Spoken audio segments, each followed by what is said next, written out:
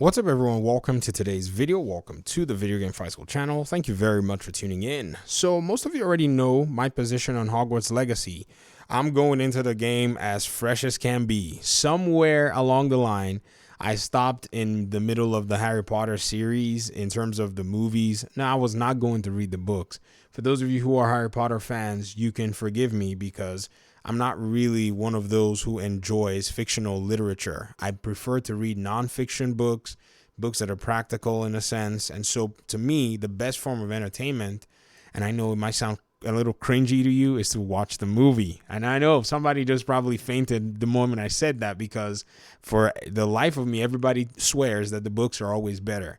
But I don't read the books, if you get what I mean. Now, the conversation that I wanted to have on this video as a short editorial or whatever it is the exclusive content that is going to be coming to Hogwarts Legacy.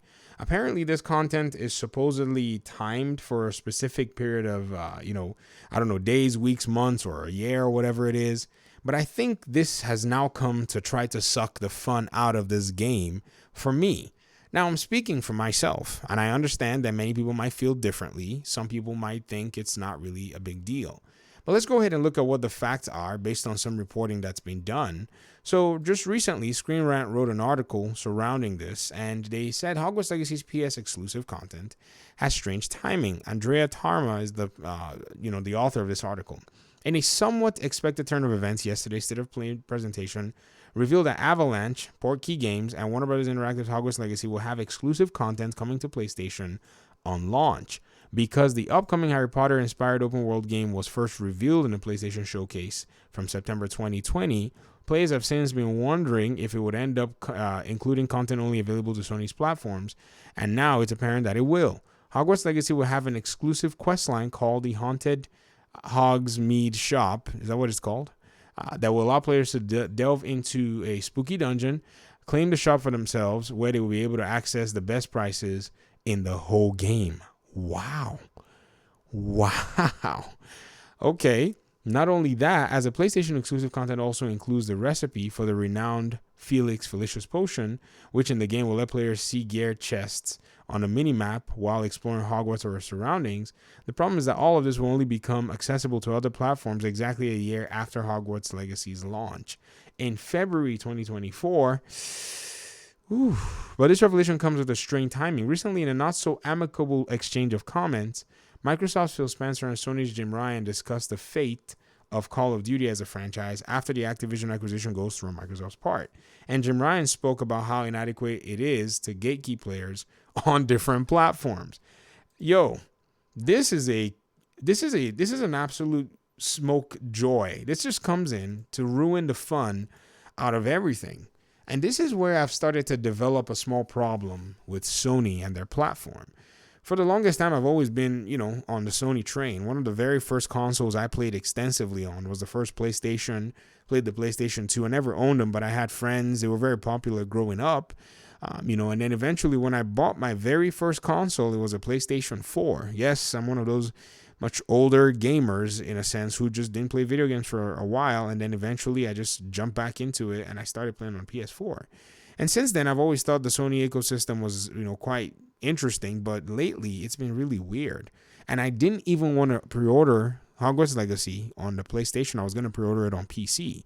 Now, I said I was going to do it closer to the game's release, but now, knowing this information being available that I'm probably not going to be getting content when the game comes out is quite disappointing. It makes me feel like I'm buying a small portion of a very expensive priced game, by the way, whereas everyone else is going to be getting that. I could buy it on my PlayStation 5. Don't get me wrong. I mean, some people might interpret this to be, maybe because I don't have a PlayStation or whatever it is. That's not the case. I'm a content creator, so it's my responsibility to be able to at least view things from all of the different angles and be able to come back and give you guys an opinion that I feel is much more balanced.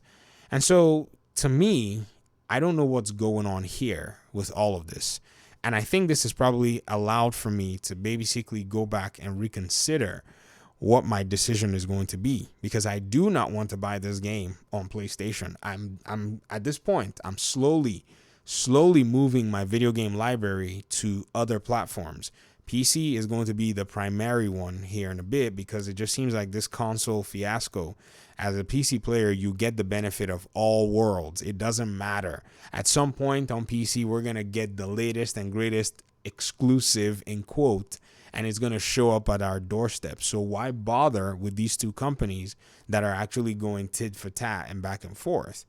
And I think this is something that we Hogwarts Legacy, aficionados, people that are looking forward to the game, we need to consider. We need to look very carefully at how this game is going to really affect the industry, because now there's a big conversation about this exclusive deal that's going on.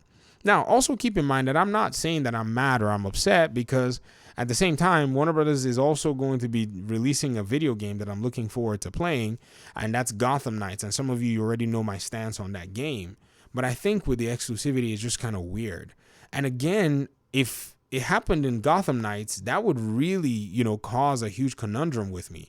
I would have to go back and reconsider what in the world am I going to do? Why would I be playing a game where I cannot completely play its content until after 12 months because I made the choice to play on a different platform? Like, PlayStation is that special?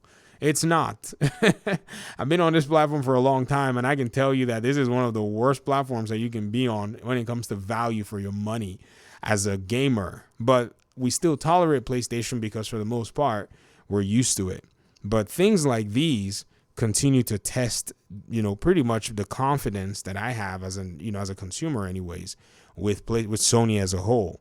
And I'm sure that there are many Hogwarts Legacy fans who probably feel this way, but because of the dedication and, the anticipation of the game, a lot of people are going to say, you know what, maybe I'm just going to overlook it. But in seeing the way that article actually worded the possibility of you getting that store and getting items that could help you see chests on the mini map, I don't know if that actually gives you a better advantage just because you're playing on a console compared to, say, other people who are playing the game. But it is what it is. I mean, I guess the deal has already gone through. The paperwork is already signed. And so I'm going to see how all of this basically navigates itself. And then come release, I'll probably stick with my decision anyways, but the game might have to be discounted at that point anyways before I decide to go ahead and buy it, because it doesn't seem like a fair transaction, if you get what I mean. But I want to hear your thoughts in the comment section. Talk to me. Maybe I'm reading this wrong. Maybe it's not such a big deal for some, but maybe it is a big deal for some. I'd like to hear what you think in the comment section. So thanks so much for watching the video. Hopefully we'll talk soon. Peace out.